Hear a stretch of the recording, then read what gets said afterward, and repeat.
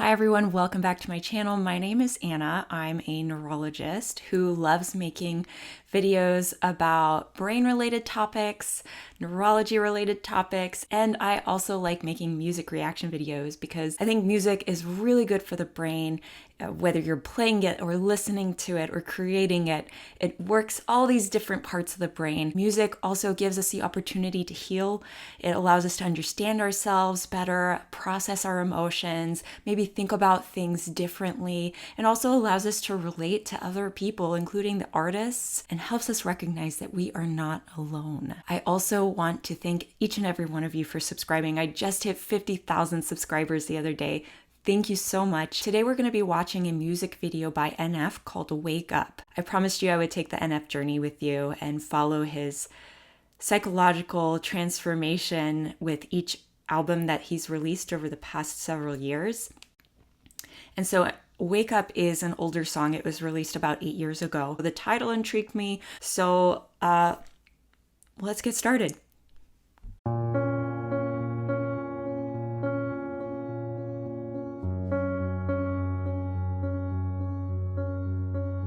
You spend your life in a dream that you can't escape, 'cause you live your life in a coma, you never awake. If you'd open your eyes, then maybe you'd see what's at stake. You're sleeping. You're sleeping. You make a lot of money and you live in a mansion and pretty much got everything that you could ever imagine. But you feel like even though you got everything in the world, you got nothing. So what you do then is you start going backwards. You run in a direction and you looking for something that isn't real. No, you know is that you just gotta have it. What you doing is sleeping and thinking that you're awakening and not. And the problem is that you don't know what you're after. So you put everything that you have into what you do, hoping that one day maybe you don't have to feel like you're empty. But as you get older, a lot of weight in your shoulders is getting heavy. Then you look back and you start to regret things. You only get one life, and every time you look into yours, you feel like everything you have is a waste. And the problem and the reason you can never feel a hole in your life is because you were never awake. Oh, gosh. NF just gets straight to the heart of the matter right at the get-go. I love it. So this video follows a woman who, on the surface, appears to have it all. She has a successful career, or I assume that because she's dressed in a business suit. She has a beautiful family, a son, a husband, a fancy mansion, but she's very obviously unhappy. She looks asleep. She looks apathetic, hopeless, lifeless. She seems to carry this heavy burden on her shoulders. And because of this heaviness that she carries, she can't feel the joy in her life. She can't appreciate the people that bring value to her life. And because of this, she loses those very people that bring value to her life. I think this is very applicable to today. We are made to believe that material success, that career success, that external accomplishments will bring us validation, will give us happiness. But if we are empty to begin with, we will never find that joy. You only get one life, and every time you look into yours, you feel like everything you have is a waste. And the problem and the reason you can never feel a hole in your life is because you were never awake. You spend your life in a dream that you can't escape, 'cause you live your life in a coma, you never awake.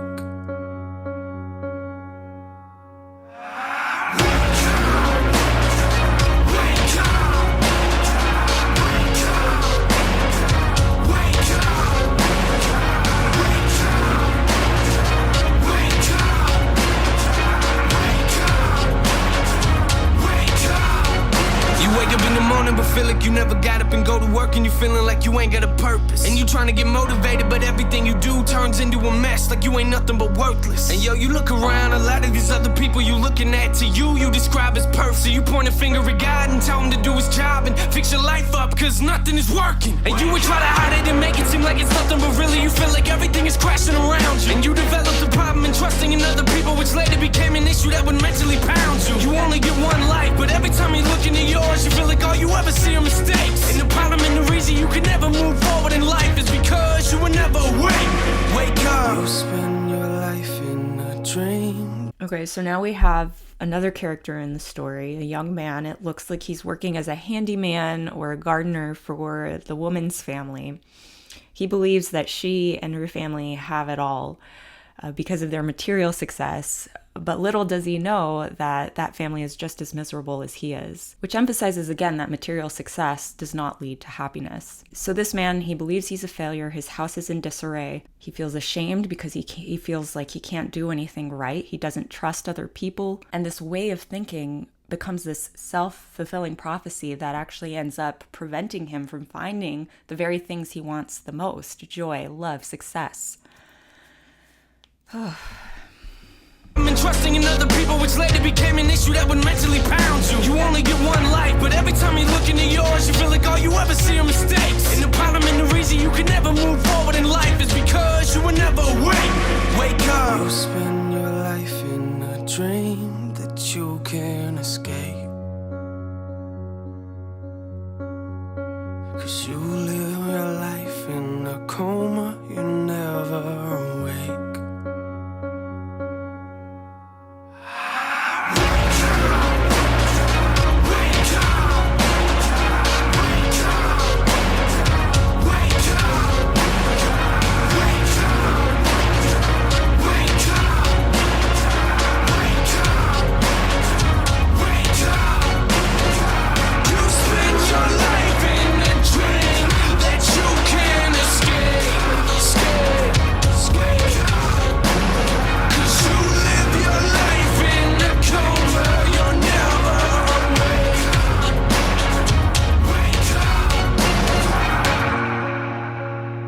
It's really interesting that both of these characters end up getting angry at the end. I think anger can be a really powerful catalyst for healing and growth because it has more energy than apathy. And because of that, I think it can play a crucial role in the first step to healing. So in order to capitalize on the benefits of anger towards healing, I think there are a few things that we have to be aware of. Number one, we have to be conscious about why we're angry. We have to explore that in a self-compassionate and non-judgmental way. And then after one has processed that side of their anger, they can start shifting the focus of the anger from blaming external circumstances, from people, from even blaming oneself through self-hatred.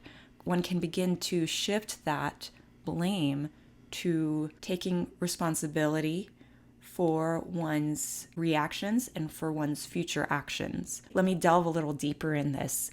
When someone places blame on something external to themselves, like a person, then they give up the power within themselves to make the necessary changes to improve their lives. Blaming someone else, blaming something else, you get sympathy from others, you get to be the person who is right, while the external circumstance, your perpetrator, is in the wrong. So you get vindication for that. What many don't understand is by focusing on the blame, you actually give up your power to make true change. Shift the focus from blame to your own personal growth, channel your anger and your emotions into ways that will help you wake up. You can do this by pursuing creative endeavors, through physical exercise, through journaling. In this way, you can use your anger to reclaim this agency and power over your life.